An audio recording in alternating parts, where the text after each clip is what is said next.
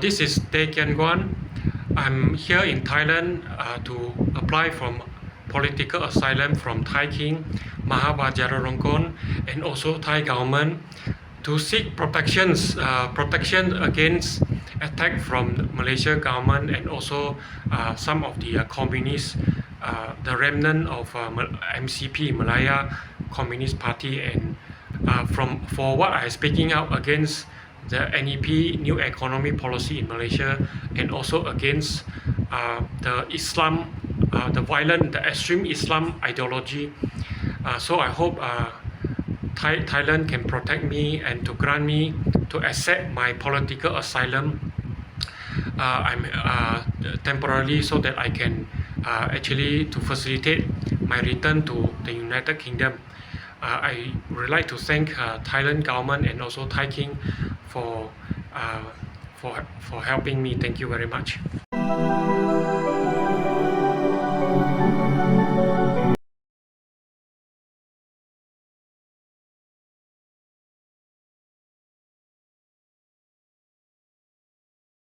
Hello, this is Sebastian Griffin. Sebastian Griffin is my English name, and my Chinese name is Tae Kian Guan. I fled to Thailand to seek political asylum due to my persecutions. I was being persecuted in Malaysia. There were quite a number of evidence that shows Malaysia persecuting me. First of all, during COVID times, there is one thing called My Sejahtera apps. Now, this My Sejahtera apps determine a person whether it's dangerous or not, whether it's infected or not, whether it's vaccinated or not. Those who are not vaccinated, of course, cannot travel freely during the COVID time because of the herd immunity is not there.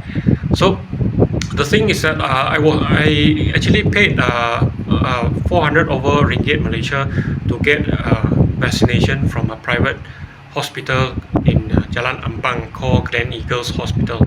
So I actually paid for my vaccination, the two vaccinations. So upon completion of the two vaccinations, I got the vaccination certificate. Actually, 2 weeks after, I got a proper vaccination certificate. But the strange thing is that my Sejahtera apps turned from was actually reflected vaccinated after the vaccination. There was no problem until I advocate for human rights. My Sejahtera status from vaccinated changed to not vaccinated. So as a result, I cannot travel out of the country and cannot travel around within the country. So how can a vaccinated person become not vaccinated? I against the Malaysia government many other policy regarding NEP. NEP stand for New Economy Policy, was divested out by Tun Abdul Razak in the year 2000, in the year 1969, and it was effectively implemented in the year 1972. It was aimed to eliminate poverty, to alleviate poverty, but in reality is racist policy that persecute the minority, particularly the Chinese ethnic and the Indian ethnic. I would say the Malay will always say the Chinese are communists, but in reality, I believe less than 10% or even probably less than 5% of the Malaysia Chinese ethnic are communists, probably related to communists, and some of them probably related also, they do not know. For example, in my case, my parents, my family background, my father's side of the family are very strong communists, but I'm totally not a communist. I'm not only not a communist, but also I'm against communists. Probably because due to my educations, I'm more Western educated, and I can distinguish between what is good and what is bad, and I study a bit of history and know how dangerous communists is to a society. So I definitely oppose communists, and whether communists or not, there is no basis for the Malaysia government to came out with NEP, because NEP is actually against the constitutions. I will say all the NEP policy against the Malaysia federal constitutions. Now, in the view of law, in a law perspective, whatever act or regulations that is enacted, whether by parliament or by the state assembly, if it is contradictory to the constitution law, it is void. It is stated very clear in the constitutions, in the Malaysia Federal Constitution, Article number 4. Anyone can have the Malaysia Federal Constitution, can go and have a look, can browse through the constitutions, and I also advocate many other issues and the interpretation of constitutions, the interpretations of Malay race, and also many other issues that very sensitive, especially when it comes to Islam. I also use the Constitution's Article 149 to repel Islam as a religion of the federations due to many of the verses in the Quran and Hadith, over 100 of them in these two books, in these two most holy books in the religion of Islam, we actually preach for the Muslim to persecute, to kill, and to have all sort of violence and immoral act on non-Muslim. They call it non-believer or kafir. That means those who those ex-Muslim who are against Islam. There is no freedom of religion if that religion is depriving others people's right. And also under the Constitution's Article 160, interpret Malay as those who professors in the religion of Islam. So that criteria alone is not valid because Malay as a race does not necessarily profess in the religion of Islam, as we can see in Singapore. There are many examples because Singapore, for example, Singapore used to be part of Malaya, part of Malaysia, but it was expelled. It was expelled in the year 1965. But prior to that, it was part of Malaya also. So in terms of demography, in terms of culture, it's very much the same. The Malay in Singapore is also the same as Malay in Malaya, but they are not necessarily Muslim. So the interpretation of Malay in the Article 160, what are the impact is that because under Article 153, it spelled out that Malay has special positions. Now these special positions will guarantee the Malay race to have special access into public recruitment, into scholarship, and so on and so forth. But so that is a special position for the Malay, and when we look at the interpretation of Malay, it means that those who professes in the religion of Islam are afforded with these special positions in a very indirect way, because in essence, even those who are born as a Malay, if this particular person leave Islam, that means apostasy. He will no longer afforded with all these special positions. So this Article 153 is not afforded to the Malay by phenotype. Not by phenotype means not by biology, not by descent. That means it does not matter whether all your ancestor is a Malay race, but if you decided not to be a Muslim, then you will not be afforded with all the special position that's allocated for Malay. So the Malay interpretations as those who professes in the religion of Islam is not valid, and also even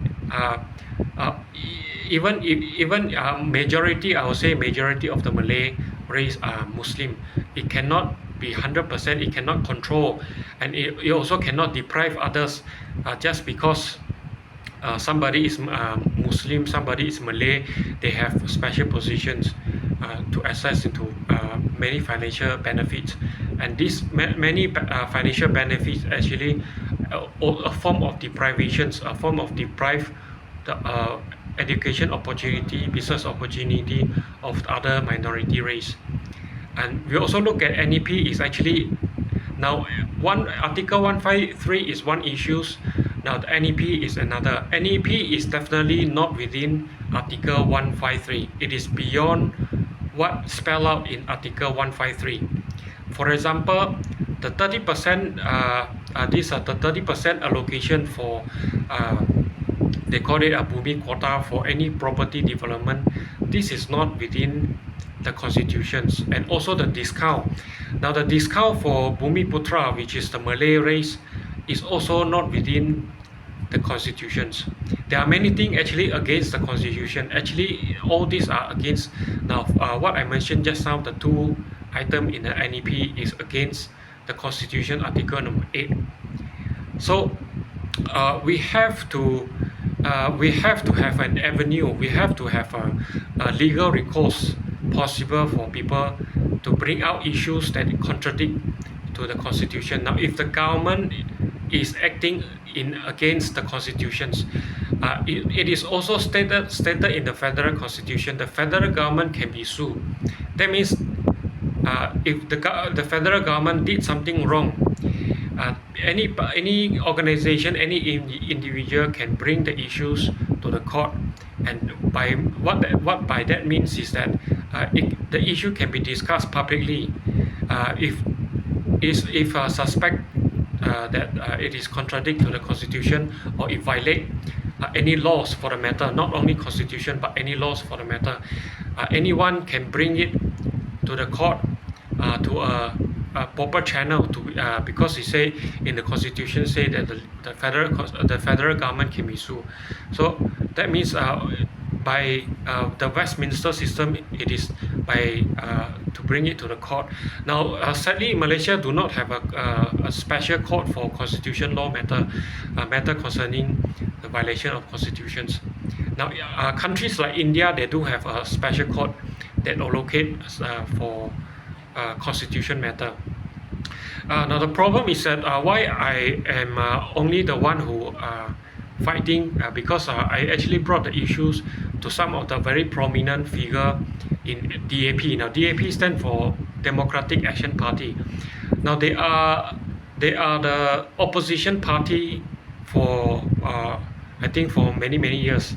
Only recently, the 2 terms, I think 2 terms already, they became the government. And while they became government, they also have coup d'etat and all that happened during Mahathir. I think the first term was with Mahathir as a premier, elected as a second time premier. But of course, Mahathir was not DAP. Mahathir have their own party. DAP was one of the coalition. But why I say DAP is because DAP has been the most visible, I will call it, most obvious oppositions or majority, the biggest oppositions that fight for democracy and also to against NEP. But this time around, when they become government, many of the prominent figures became minister. Some hold very important position in government agency, and as a result, they refuse to fight for NEP anymore. So it seems like all these leaders, whether opposition or government, they are only care for their own position. They only care when they become a government. They hold power, when power can translate into money. You know, that's why we call corruptions. I'm not saying they are corrupted, but I would say probably they are comfortable with the position already, and they refuse to fight for what they originally intended to, what their original purpose. So actually, I was being attacked by Malay. I was being attacked by extreme Malay extremists, the Islam extremists, and also just a few months ago, I was also attacked by my mother's side of the family, also my father's side of the family. I only know my parents, my father and mother, my real father and mother, my biological father and mother, recently in the year 2022. So I only know my mother around 1 or 2 years, not so long ago, my real mother, and we barely spoken. We have barely spoken. I probably did not speak to my mother for more than 10 sentences. Honestly, she never replied me with more than 10 sentences, and there was a lot of attack. Probably from my family side, probably due to inheritance, whereby my grandfather from my mother's side already passed away more than I believe 18 years already, and the inheritance, the will that effective 18 years ago did not reach me. So the trustee has some integrity problem, and also thereafter 10 years, my grandmother passed away, so it's around 11 years. So 11 years ago, my grandmother's side of the inheritance also come into effect, but the trustee also might have problems to execute the will. So I did not receive anything, but I do not know my real parents, my real mother. So this is a story, probably because of inheritance issue. There was a fight. I do not know, but I try to be very amicable with them, to be very friendly with them, but somehow it does not turn well.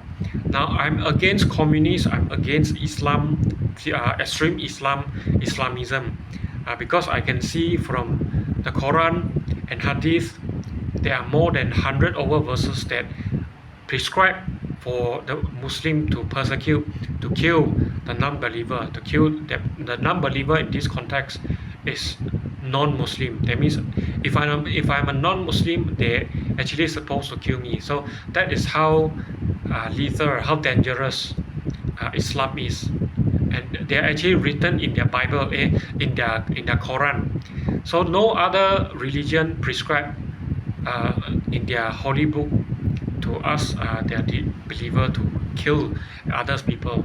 Only Islam, only the religion of Islam. So that's what I against, and I also invoke Article 149 against Islam, and that is why I got retaliation from many extreme Islamist group, from probably from even from the government, and also from some other organizations, probably secret organizations, I do not know. Now I also advocate against the Prime Minister Anwar Ibrahim due to his very immoral conduct, and also legal issues regarding his royal pardon. They might not be valid, and that means he's supposed to serve his sentence remaining 6 months. He do not have a very good character to be elected as a leader. He actually sodomized, found to be sodomized his assistant Saiful, and was imprisoned as a result. Now prior to that, he was also being being charged for sodomy, for rape and all that. So he has many cases of sexual abuse, sexual violence and all that, and also found to be corrupted and went for jail for his crime, corruptions. So under these circumstances, how can a country elect a premier, a prime minister that has record of corruptions, that has a record of sodomy, if the human right department in Malaysia called Suhakam is also under the prime minister department? So how can a prime minister defend victim of sodomy, victim of rape and all that, all the human right victim, when he himself was being accused for the same crime, and probably worse, what he did actually worse? So I do not think there is any logic, and anyone in Malaysia can actually lead the country properly. I believe Malaysia has fallen into a conundrum that itself cannot grow out. A quagmire, I call it a quagmire, where they mean a quicksand. Quicksand means quagmire that it cannot grow out. It needs somebody to lend a hand. International communities, United Nations. I have wrote to United Nations. I wrote to many big countries like US, like UK, even my King Charles. I wrote to my King Charles, and I tell my king these are the problems that facing in one of the Commonwealth country that need urgent attentions from the international communities, because these are human rights issues, and under the United Nations Charter also, if the country, even it is independent sovereign, when they have severe human rights issues, it should actually seek international community help, and international community uh, can step in to mend the problem. So big countries like United States of America, big countries like United Kingdom, big countries like German, France, Spain, Italy, all these big countries supposed to step in. Australia, New Zealand, all these big countries supposed to step in and to help to resolve human rights crisis. And as for me, I'm actually asylum seeker, a political asylum seeker in Thailand. I actually seek uh, Thai King protection, Thailand King Maha Vajiralongkorn protections, uh, to as a transit in Thailand so that I can go back to United Kingdom. As a transit in Thailand, I hope the Kingdom of Thailand can protect me temporarily against the infiltrations from communists. There are communists, the remnant of communists from Malaya Communist Party, the MCP, and also there are Malaysia government, probably Malaysia government also send somebody to espionage or to spy or to attack me. So I actually seek Thai King protections to officially seek Thai King protections to hope Thai King can protect me against all the attack, because I'm not flee to Thailand for fun. I'm not flee to Thailand for holiday, but I'm actually escaping from persecutions, a serious persecution that I was actually literally the Sultan of Pahang also stabbed me, actually not once, twice, and I was being attacked by Malay many times before my family also attacked me. So even my own biological family also attacked me. There is nobody that I can seek help from. So I really since I'm in Thailand now, I seek help from Thai King, and I hope Thai King can help me, please. Thank you.